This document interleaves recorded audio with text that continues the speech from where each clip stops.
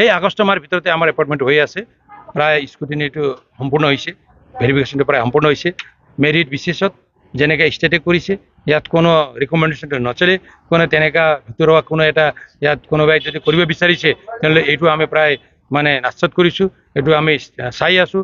ইয়াত কোনো তেনেকুৱা নকৰাকৈ যিমান এপইণ্টমেণ্টটো ইয়াত হ'ব মেৰিট ৱাইজতে এখেতসকলৰ ট্ৰেডৰ মাৰ্কৰ ওপৰত ভিত্তি কৰি আমি ইয়াত এপইণ্টমেণ্টটো দিম। আৰু প্ৰায় 1200 আমাৰ SIOটো পাইছোঁ, এই SIOৰ ওপৰত ভিত্তি কৰি ইমান এপইণ্টমেণ্টটো আমি দিয়া হ'ব।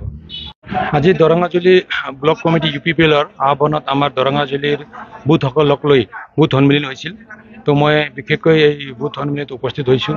আমাৰ মাননীয় মন্ত্ৰী, আমাৰ UPPL দলৰ প্ৰতিষ্ঠাপক সভাপতি তেখেত UG ব্ৰহ্মা ডাঙৰে ইয়াত উপস্থিত আছিল। আমাৰ তামোলপুৰৰ বিধায়ক তেখেত জলেন দৈমাৰী ইয়াত উপস্থিত আছিল। আমাৰ কেন্দ্ৰীয় নেতাসকল, ডিষ্ট্ৰিক্টৰ লিডাৰ, ব্লকৰ লিডাৰসকল ইয়াত উপস্থিত আছিল। বুথ প্ৰাইমেৰী আমাৰ কৰ্মকৰ্তাসকল ইয়াত উপস্থিত আছিল। আমি সকলোৱে একেলগে এটা UPPL ফেমিলিৰ এটা মিটিংটো ইয়াত কৰিছোঁ।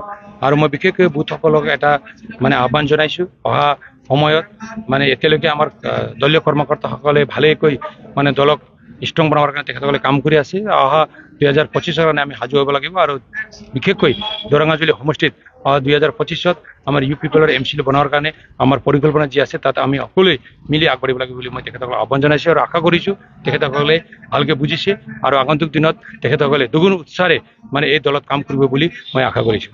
উপনিৰ্বাচনত আমাৰ এটা আছে, কোকৰাঝাৰ সমষ্টিৰ সাংসদ হৈ গ'ল চিল্লিৰ বিধায়কজন।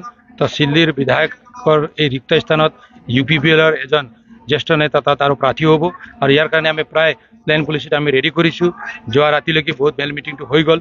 এতিয়া আমাৰ দলীয় কৰ্মকৰ্তাসকলে ফিল্ডত কাম কৰি আছে। তাতে আৰু পিপুল ভোটৰ এটা ব্যৱধানত আমাৰ বিৰোধী পক্ষক যোনজন থাকিব ই প্ৰায় পৰাস্ত হ'ব।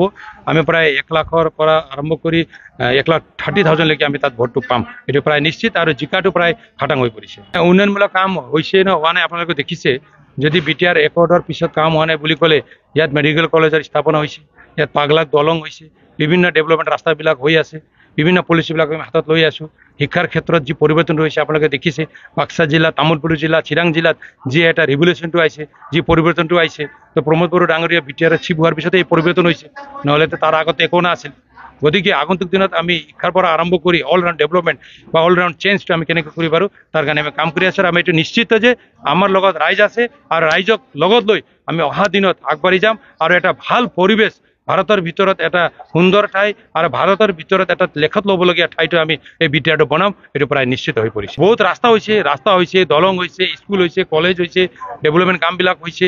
ৰাস্তা মানে মানুহবিলাকৰ মাজত এটা সমন্বয়টো গঢ়ি তুলিছে, কোনো ডিষ্টাৰ্ব হোৱা নাই, অশান্তি নাই, পৰিৱেশটো ভাল ঘূৰি আহিছে, শান্তি আহিছে, দিনে নিশাই মানুহবিলাকে কাম কৰি পাইছে, ভয় নাই। এই সকলো কথাৰ পৰা ৰাইজে এটা বিচাৰিছে প্ৰমোদ বড়ো ডাঙৰীয়াৰ শাসনটো বৰ্তমান ভাল শাসন। জমায়েত হাগ্ৰাহ মহিলাৰ শাসনত যি ধৰণৰ ত্ৰাস আছিল, যি ধৰণৰ ভয় আছিল, এতিয়া নাই। গতিকে আমি দীৰ্ঘদিন ধৰি যি মানে পৰিৱেশত আছিলোঁ, এই পৰিৱেশটো ভাল পৰিৱেশটো ঘূৰি আহিছে। গতিকে আগন্তুক দিনতো প্ৰমোদ বড়োৰ লগত থাকি আমি BTRটো সুন্দৰ বনাম আৰু BTRত এটা শান্তিৰ BTR, প্ৰগতিৰ BTR আৰু সমন্বয়ৰ BTR হিচাপে গঢ়ি তুলিম বুলি ৰাইজে আমাৰ লগত ওলাই আহিছে, এইটো প্ৰায় নিশ্চিত হৈছে।